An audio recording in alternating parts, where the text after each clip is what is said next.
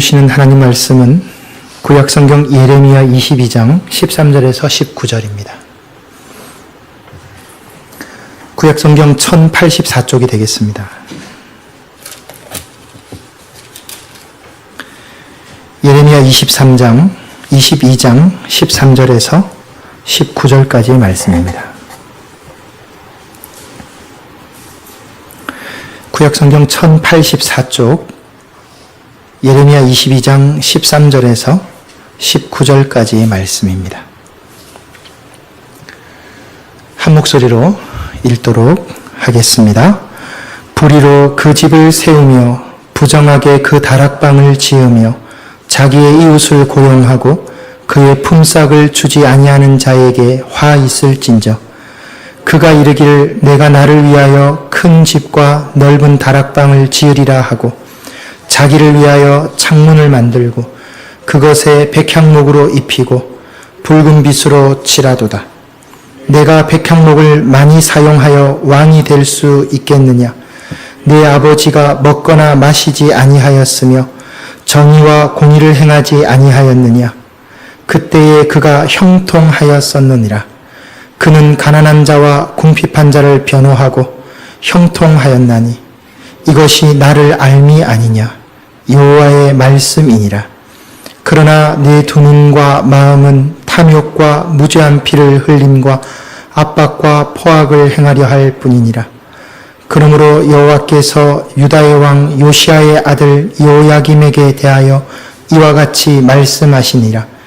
무리가 그를 위하여 슬프다 내 형제여 슬프다 내 자매여 하며 통곡하지 아니할 것이며 그를 위하여 슬프다 주여 슬프다 그 영광이여 하며 통곡하지도 아니할 것이라. 그가 끌려 예루살렘 문 밖에 던져지고 나귀같이 매장함을 당하리라. 아멘. 교회에 가지 않는 77가지 이유라고 하는 책을 쓴 카피라이터 이만재라고 하는 분이 계십니다. 이분이 병아리 신자 때 전혀 예수를 믿지 않다가 새신자가 되어서 교회를 다니면서 이분이 교회를 다니면서 초신자의 눈으로 보았던 교회의 모습을 책으로 써낸 겁니다. 이분 지금 신앙생활을 아주 열심히 하고 계신데요. 이 교회 가기 싫은 77가지 이유를 크게 5가지로 요약을 할 수 있습니다. 안 믿는 사람의 눈으로 본 교회와 교인들의 모습이죠. 그 첫 번째가 무엇이냐면 너무 시끄럽다는 겁니다. 뭐 찬양 크게 부르죠. 통성기도 막 하죠. 너무 시끄럽다는 거예요. 두 번째는 교회 다닌다는 이유로 가정생활을 소홀히 한다는 거예요. 아마 이건 그 부인들에 관한 이야기가 아닌가 싶습니다.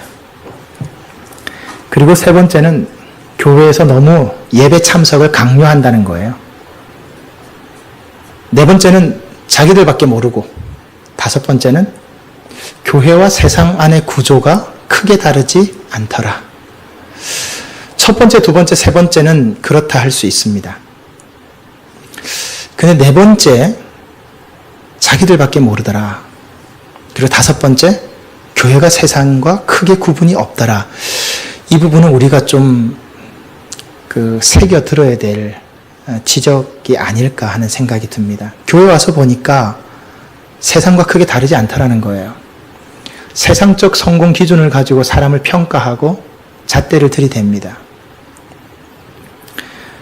압정교회에 있었던 집사님 한 분이 저에게 전화를 주셨습니다. 지난주 토요일입니다. 목사님, 제가 오늘 부산에 해운대 센텀에 계신데 담임 목사님 면담 요청하러 갑니다. 왜요? 그랬더니 그분 말씀이 본인이 열심히 전도해서 한 7, 8명을 전도를 해서 그 교회를 데려간 거예요. 근데 이 전도한 분 중에 교도소에 있다가 출소한 분도 있고 사업하다 부도 나서 경제적으로 어려운 사람도 있고 평범한 서민들이 있는데 이분은 좀 사업을 크게 하세요. 제법 크게 하십니다.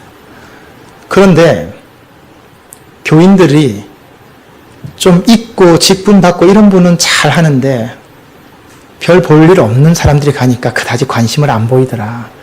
그래서 이것은 담임 목사님께 직접 말씀을 드려서 해결해야 될 부분인 것 같아서 목사님 만나러 갑니다. 그러시더라고요. 그래서 제가 아이고 담임 목사님 또 땀 좀 빼시겠구나. 가시면 오늘 얘기 들으면 또 그렇겠구나. 근데 여러분 그 지적이 맞습니다. 교회 안에서도 세상적인 성공의 기준과 잣대로 사람을 본다면 그리고 믿는 사람들이라고 끼리끼리 모인다면 과연 교회가 세상과 다른 면이 무엇이 있을까 생각해 볼 수 있지 않겠습니까? 마하트라 간디라고 하죠. 이 마하트라는 말이 위대한 영혼이라는 뜻입니다. 인도의 총리였던 간디가 그런 말을 했죠. 나는 성경을 좋아한다. 예수도 사랑한다. 그러나 예수 믿는 사람들은 싫어한다. 그들은 예수를 말은 하지만 예수를 닮지 않았기 때문이다. 실제로 영국의 식민지 통치가 끝나고 영국 국민들이 철수할 때 간디는 영국인들에게 그렇게 말했습니다. 신약 성경에 나오는 예수님은 남겨놓고 당신들이 만들었던 예수님은 가져가십시오. 이 마하트마 간디는 예수를 믿지는 않았습니다마는 그가 독립운동을 할 때는 철저하게 예수님의 말씀을 가지고 독립운동을 했던 사람 아니겠습니까? 우리가 정말 깊이 생각해 보아야 합니다. 행복하다라고 하는 것은 눈으로 보이지 않습니다. 그러나 행복한 것은 그 사람이 하는 말과 그 사람이 하는 행동과 그 사람의 모습을 보면 저 사람이 행복한지 아닌지 알 수 있습니다. 왜 제가 이 말씀을 드리냐면 하나님을 안다는 것, 하나님을 믿는다는 것은 말로 해서 되는 것이 아니라 그 사람의 사는 삶의 모습을 보면 알 수 있다는 것입니다. 자연스럽게 보여지는 거죠. 생각하는 대로 살지 않으면 사는 대로 생각하게 된다라고 합니다. 깊이 생각해야 됩니다. 생각하는 대로 살지 않으면 사는 대로 생각하게 돼요. 생각이 완전히 망가지는 거예요. 오늘 말씀에 예레미야 선지자는 하나님을 아는 것, 하나님을 믿는 것, 그리고 그 믿는 대로 사는 것에 대해서 우리에게 말씀합니다. 오늘 그 관점을 가지고 이 아는 것과 사는 것에 대해서 말씀을 좀 드리도록 하겠습니다. 오늘 본문 말씀 13절을 보십시오. 13절 말씀에 보면 예레미야 선지자가 왕을 책망하는 내용이 나옵니다. 간단히 요약하면 그렇습니다. 아버지 때 왕은 당신처럼 그렇게 하지 않았는데 왜 당신은 그렇게 합니까? 아버지는 믿음의 왕이었습니다. 그런데 당신은 어째서 믿음의 삶을 살지 못합니까? 당신은 분명히 아버지로부터 말씀을 배우지 않았습니까? 하나님을 섬기는 법을 배우지 않았습니까? 그런데 어째서 그렇게 살지 않습니까? 13절의 말씀이 뭐라고 말합니까? 성을 세우고 강력하게 하고 다락방을 짓고 그런데 자기 이웃을 고용하고 품삯을 주지 않고 일을 시키는 거예요. 자기를 위해서 집을 지으면서 품삯을 주지 않고 백성들을 데려다가 노동을 시킨 거예요. 왕으로서 모범이 되지 않는 거예요. 선한 영향력을 끼치지 못한 겁니다. 그래서 19절 말씀처럼 이 왕은 나중에 젊은 나이에 버림받게 됩니다. 실질적으로 보면 25세에 왕으로 등극했다가 36세에 버림받아서 비참하게 그 생을 마감하게 됩니다. 19절에 보면 버림받을 거라고 하나님 말씀하셨죠. 그 내용 그대로 된 것입니다. 이 왕은 하나님을 알고 있었습니다. 하나님을 몰랐던 것이 아닙니다. 오늘날의 시대를 지식의 홍수라고 합니다. 여러분 몰라서 못하는 게 아니에요. 알면서도 안 하는 거예요. 지식의 폐해가 일어나고 있는 거예요. 아는 것 때문에 더 많이 근심하고 걱정하고 판단에 심각한 혼란이 추구해지는 겁니다. 여러분 안다라고 하는 것은 지정의가 함께 움직여야 비로소 안다라고 하는 겁니다. 지식과 감정과 의지가 함께 움직여야 진짜로 아는 겁니다. 아는 것은 행동의 영역이지 지식의 영역이 아니라는 겁니다. 우리는 안다는 것을 지식의 영역으로 생각하지만 사실 안다는 것은요 행동의 영역이에요. 안다는 것을 행동의 영역으로 하지 않으면 어떤 현상이 벌어지냐면 많이 배우면 배울수록 많이 알면 알수록 사람이 위선적으로 됩니다. 사람이 이중적으로 됩니다. 여러분 우리나라를 한번 보십시오. 우리나라 국민들이 OECD 국가 가운데 평균 학력이 제일 높은 나라라는 거 아십니까? 석박사가 기본입니다. 요즘에 아이들 중에 대학교 못 간 아이들이 어디 있습니까? 그런데 여러분 그 지식이 사람을 변화시킵니까? 아닙니다. 오히려 지식이 사람을 더 위선적으로 만들고 이중적으로 만들고 사람을 더 피폐하게 만듭니다. 지식의 폐해입니다. 본문 16절의 말씀을 15절과 16절의 말씀을 보십시오. 왕이 되고 나서 그가 보여준 모습을 한번 보십시오. 어떻게 했습니까?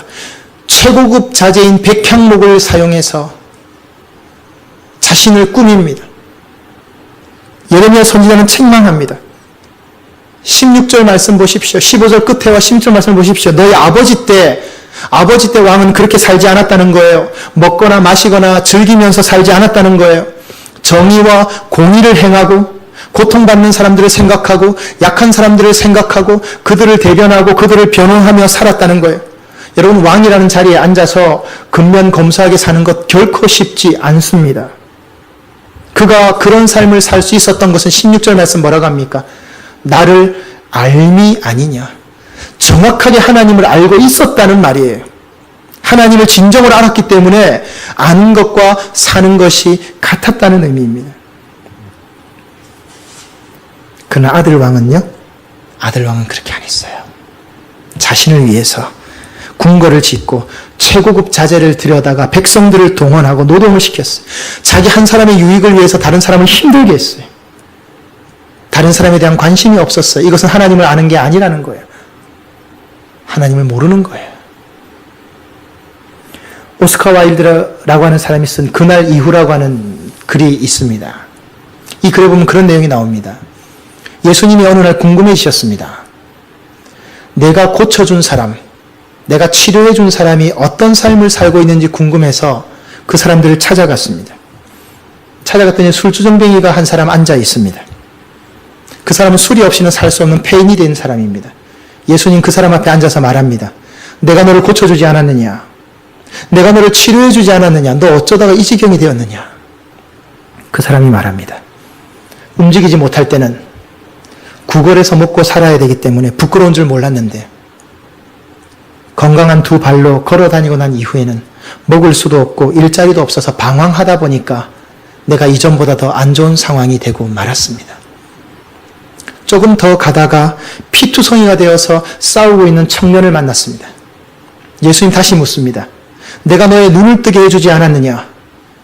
이것이 뭐하는 짓이냐? 이 청년이 말합니다. 예수님께서 내 눈을 뜨게 해주셨을 때 나는 세상 모두를 다 얻은 것 같았습니다.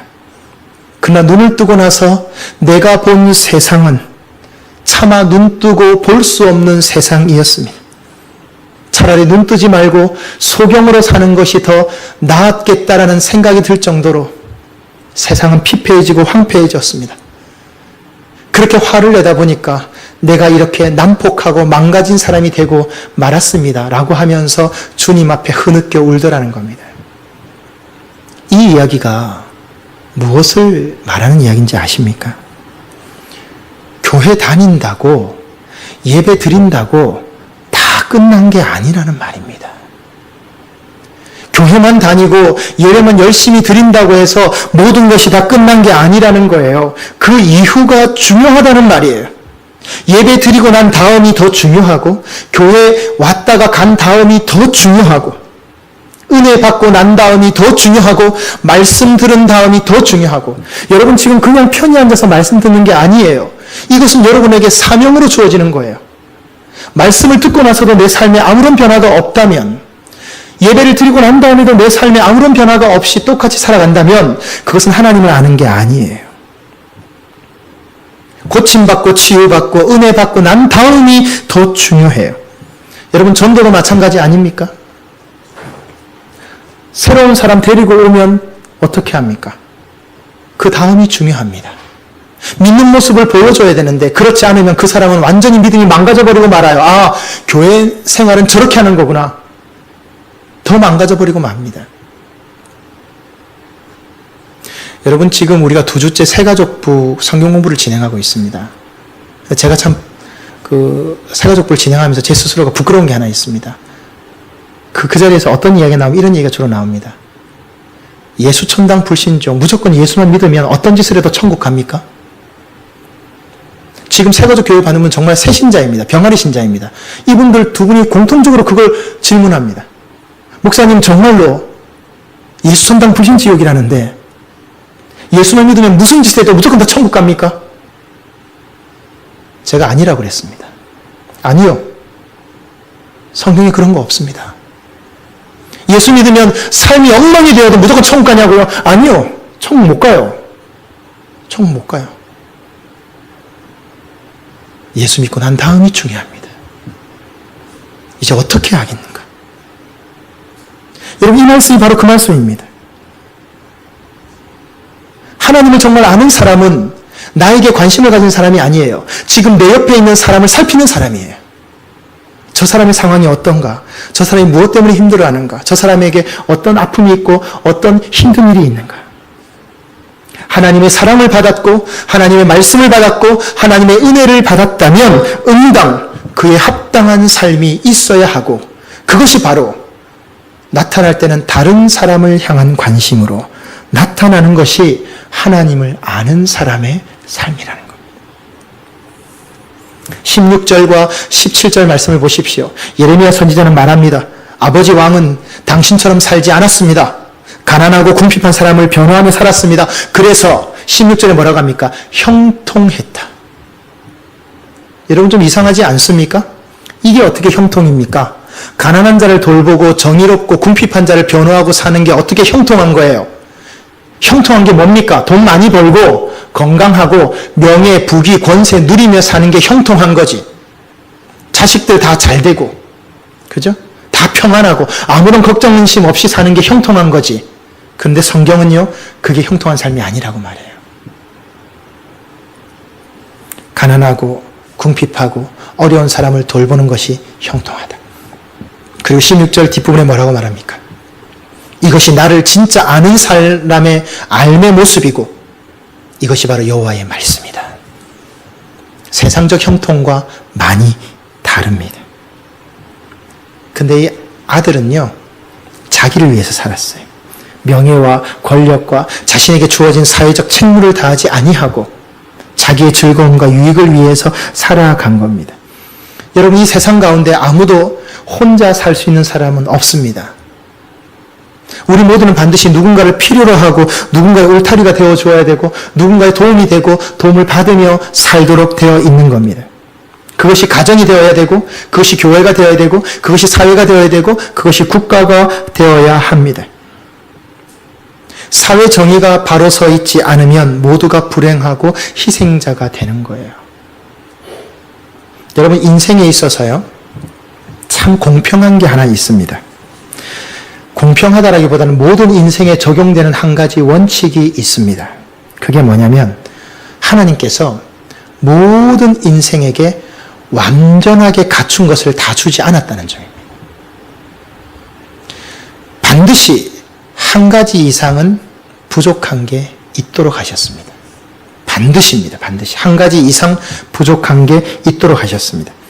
우리는 가끔 그런 생각하죠. 아유, 저 사람에게 무슨 부족함이 있겠어. 천만의 말씀입니다. 아닙니다. 말을 안 하고 우리가 모를 뿐이죠. 한 가지 이상의 결핍이 반드시 있습니다. 다 나름대로 아픔을 가지고요, 무거운 짐을 지고요, 괴로움을 가지고 살아갑니다. 그래서 어떻게 보면 역설적으로요, 하나님이 참 공평하세요. 참 하나님 공평하다고 할 수 있는 거예요. 여러분, 세상 살면서요, 공기를 마시고 햇빛을 받으며 살아가잖아요. 근데 여러분, 거기에 대해서 감사하는 사람이 있습니까? 공기를 마시고 햇빛을 받으면서 이번처럼 비가 내려서 이렇게 가뭄 해소되는 이것에 대해서 정말로 감사하는 마음으로 살아가는 사람이 얼마나 있을까요? 지금 여러분 모두가, 저와 여러분 모두가 이 하나님의 은혜와 사랑 속에서 살아가고 있지 않습니까? 그래서 어떻게 보면 인생이요, 참 공평한 겁니다. 그리고 모든 사람이 죽지 않습니까? 만약에 죽지 않고 이 부귀영화를 끝까지 누릴 수 있다면 인생이 불공평해서 아무도 못 살아요. 근데 여러분, 제가 보니까요, 다 죽어요. 오래 살 수는 있지만 다 죽어요. 다 죽습니다. 죽음 앞에서는 공평합니다. 죽은 다음에 리무진을 타면 뭐합니까? 낙골 땅에 보석으로 둘러서 들어가면 뭐하냐고요. 전 너무너무 많이 봤습니다. 불황인으로 죽으면요, 여러분, 제가 노숙자 사역을 할 때 불황인으로 죽어서 무용고자 낙골 땅에 들어갔다가 10년이 되면 그것을 반출을 해줍니다.